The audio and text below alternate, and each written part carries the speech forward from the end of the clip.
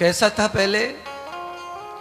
अगर बड़े ताऊ जी के घर में उनकी बेटी का पति आया, यानी कि बड़े ताऊ जी का जमाई आ जाए, तो घर में गांव में जितने भी उनके भाई बंद लोग जो रहते थे वो सब के सब जमाई से मिलने के लिए रामा कृष्णा करने आते थे।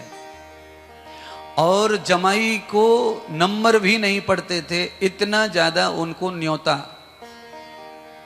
छोटी सास, बीच की सास, फलानी सास, उनके घर भोजन, उनके घर नाश्ता, उनके घर चाय पानी, उनके घर बैठना, उनके घर पैर लगाना, और सबके घर से दान दक्षिणा, सबके घर से विदाई।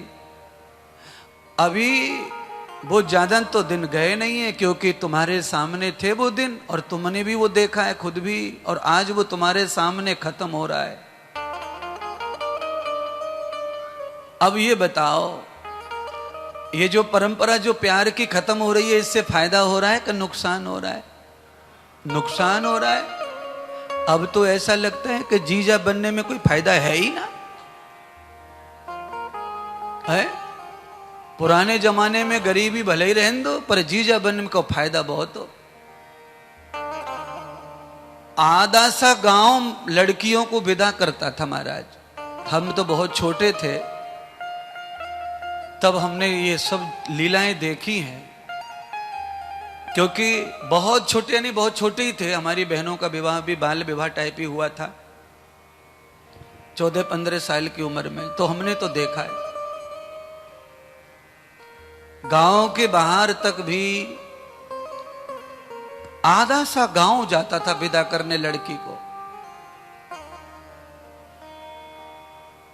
चलो लड़की की बात छोड़ दो, ये तो बहुत अच्छी चीज है क्योंकि पेट का टुकड़ा है। आज से 30 साल पहले कोई फौज में लग जाता था, उसे भी पूरा गांव विदा करने जाता था तांगे में बिठाने के लिए। इतना लगाव, इतना प्रेम कि ये आदमी जा रहा है, अब आएगा कि नहीं आएगा, इसलिए पूरा गांव विदा करता था उसे। और अब तो फौजी कब आता कब जाता चाची को भी पता चलता। और चाची कहां रहती है? ऊपर जय महाराष्ट्र रेल का डिब्बा है। रेल का डिब्बा 3 मंजिली, बीच में बीच को चाचा, ऊपर में छोटो चाचा, नीचे बड़ो पप्पा। ऊपर वाले चाचा क्यों पता ही नहीं कि बेटा कब आया। अच्छा, पहले फौजी भी थोड़ा अच्छे थे। कश्मीर में रहते थे तो वहां से सेब की पेटी लेके आते थे, पूरे गांव में बंटवाते थे। और अब तो क्या लेके आता क्या नहीं लाता वो तो वही जाने, क्योंकि वो आता ही नहीं है। अब तो बस फौज में लग गया कि सीधा जलगांव में घर बना लेता। गांव में नहीं आता वो, साऊ खेड़ा में। क्यों या आत्माराम? वहीं आता वहीं जाता। गांव वालों को पता ही नहीं है कि छुट्टी है कि नौकरी है कि क्या है। एक आदमी को पूछकर मैंने पूरे देश का रिजल्ट निकाल लिया कि सब लोग ऐसा ही कर रहे हैं। ये क्या है? ये परंपरा का नुकसान है, और उससे समाज के प्रेम का, व्यवहार का, आपसदारी के संगठन का, ये सब चीजों का नुकसान हो रहा है। अब ज्यादातर आदमी जो है अकेलापन महसूस करता है। ज्यादातर सब लोग अकेले अकेले रहते हैं। घर में भाग्य से अगर घर में हम लोग हैं भी, कई घरों में नौकरी चाकरी नहीं है, तो सब लोग रहते भी हैं, रह के भी अकेले रहते हैं, अपनी अपनी धुन में, अपने अपने मित्रों में, अपने अपने कामों में, अपनी अपनी रुचि, अपना अपना सुख। संग रह के भी अकेलापन कैसे एहसास दे रहा है। और मैं चाहता हूं कि दूर रह के भी संग रहने के जैसा आनंद हमें हो। वो तब होगा जब हमारा लगाव उतना हो किसी से। अच्छा देखिए, हमारा लगाव हमारी बेटी से या बेटा से है तो हम रोज वीडियो कॉल करते कि नहीं? रात को करते, चाहे वो कुछ से भी देश में हो। लगाव है तो वीडियो कॉल करते हैं। पढ़ाई कर रहे हैं कहीं तो भी हम करते हैं, क्योंकि हमारा लगाव भी इतना है।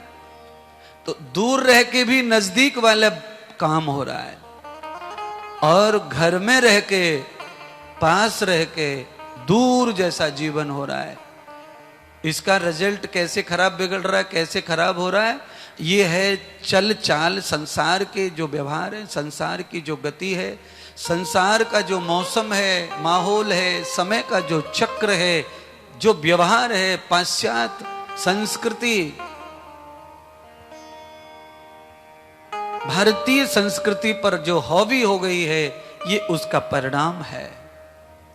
आपकी पवित्र संस्कृति पर अपवित्र संस्कृति हावी हो गई है, उसका ये परिणाम है। और ये परिणाम क्या है? सुनो, जिनकी संस्कृति पर भारत देश घमंड कर रहा है, उनकी संस्कृति क्या है? उनकी संस्कृति है फूट डालो और शासन करो। बताओ, अब ये बात सरकार को पता होनी चाहिए, और पता है पर बतानी हमको पड़ रही है, साधुओं को। चलो, 200 वर्ष अंग्रेजों ने शासन किया, उनकी ही पढ़ाई लिखाई हम पढ़ रहे हैं, उनका ही सब मानते हैं, उनका तरह जीना चाहते हैं, उनकी तरह खाना खाना चाहते हैं, मॉडर्न में, स्टाइल में, उनकी तरह हम रहना चाहते हैं, और उसी को हम विकास और उन्नति मानते हैं। मान लीजिए हो गया, पर फिर तुम्हारा क्या? फिर तुम्हारी संस्कृति का क्या? उसका क्या होगा? सुनिए, फूट डालो और शासन करो, ये उनकी संस्कृति है जो तुम्हारे ऊपर सफल हो गई, सक्सेस हो गई।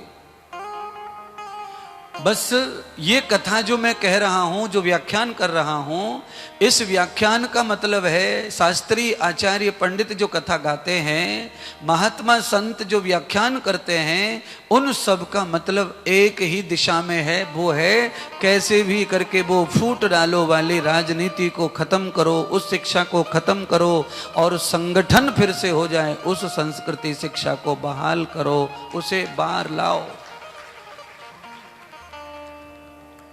फूट डालो और राज्य करो वाली शिक्षा मैंने नहीं पढ़ी, मैंने अपने पूर्वजों की शिक्षा पढ़ी है, तो देखो अलग दिख रही है, और काम भी वही हो रहा है, संगठन करने का।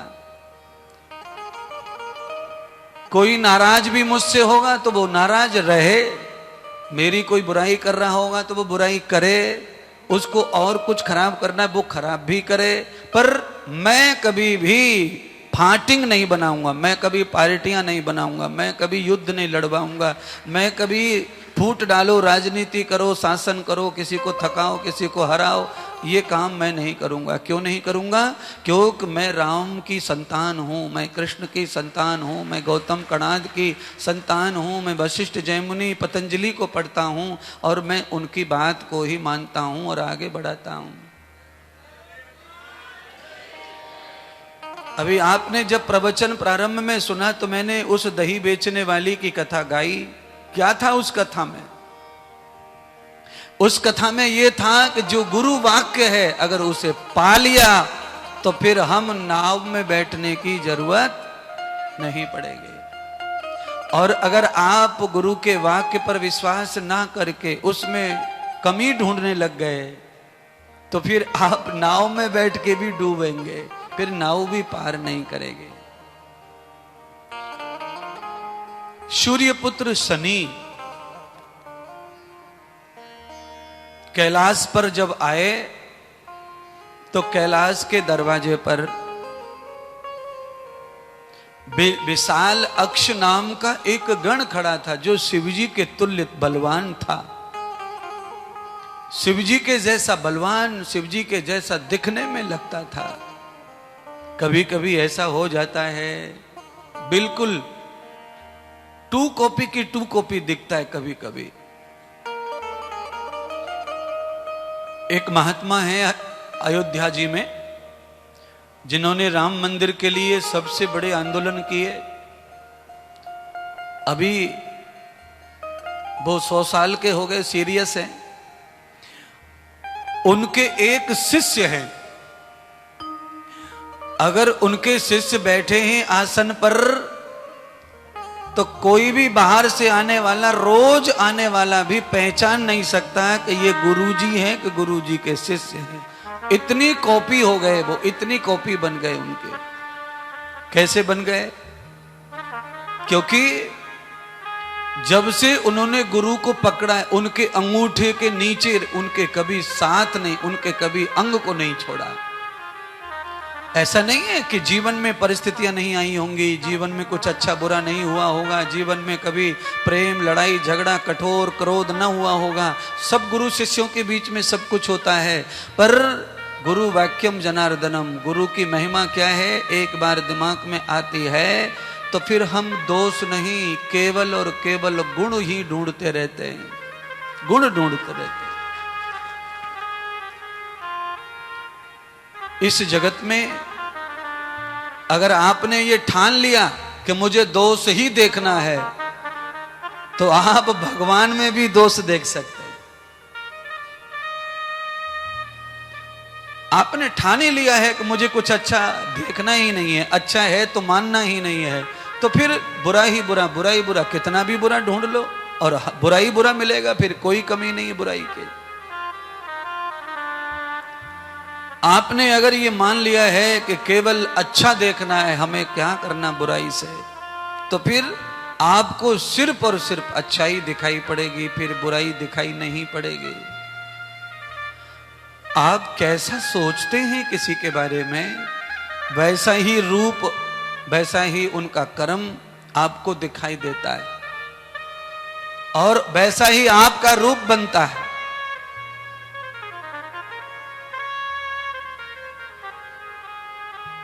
कई लोगों ने कोशिश की है कि वो मेरे जैसे दिखें, तो मेरे जैसे कपड़े पहनने लग गए, मेरे जैसे बाल कर लिए, मेरे जैसे कोशिश कर ली। पर परमात्मा ने जो हाथी की तरह 2 दांत लंबे कर दिए होठ के बाहर, उसका क्या करना है? दक्षिण अफ्रीका का कलर दे दिया, उसका क्या करना? आप किसी की तरह दिखना चाहते हैं तो दिख सकते हैं, पूरी तरह उन्हें अगर आत्मा में उतार लें तो उनका रूप आप में आ सकता है। और ऐसी किसी का वेशभूषा चुरा करके आप उनकी तरह कुछ करना चाहें तो वो नहीं होगा, वैसा हो नहीं सकता है। अच्छा बोलो, अयोध्या में आप कोई देखने बैठे? मैं जिनके बारे में कह रहा हूं शायद वो क्या सुनने बैठे होंगे टीवी पर मैं जो सच है, जो देखा है, वो मैं कह रहा हूं आपसे। और यहां से नाम लेना ठीक नहीं लगता, नहीं तो मैं नाम भी बता देता महात्मा जी का, मैं तो जानता हूं। बिल्कुल सेम कॉपी हो गए। क्यों हो गए? क्योंकि महात्मा जो गुरुदेव हैं, अगर वो 100 साल के हैं तो उनके जो शिष्य हैं, कॉपी 2 कॉपी, वो 85-80 साल के होंगे, वो भी बूढ़े हो गए पूरे। इतने दिन जो व्यक्ति सेवा करता है, चरणों में रहता है, उस पे गुरुदेव की पूरी छवि आ जाती है, पूरा रूप आ जाता है। अच्छा बोलो, 9 महीने पति पत्नी पेट में बालक रखते हैं, उन बालकों के ऊपर माँ बाप की छवि आ जाती है। बोलिए, 9 महीने बच्चे के साथ माँ बाप रहते हैं गर्भ में, उतने में ही माता पिता की छवि बालक में आ जाती है। तो चेला भी गुरु के गर्भ में जब रहने लग जाता है, गर्भ माने गुरु के अंदर उतर जाता है, तो उसमें भी गुरु का रूप आ जाता है। आप भगवान में उतर जाओ, भगवान का रूप आ जाएगा। माता पिता के पेट में उतर गए तभी तो माँ बाप का रूप आया। अगर आप माँ बाप के पेट में ना उतरते तो रूप नहीं आता है। अच्छा बोलो, गांव में उस मोहल्ले का एक आदमी बालक को, तुम्हारे बालक को गोद में ले लेता है, उसको अच्छा लगा, गोद में ले लिया, और घूमते घूमते पूरे गांव में घुमा लाया गोद में, घंटा 2 हो गए, अच्छा लग रहा है, आनंद आ रहा है, तो बच्चे को खिला लेता है कोई भी। पर गोद में खिला खिला करके आप अगर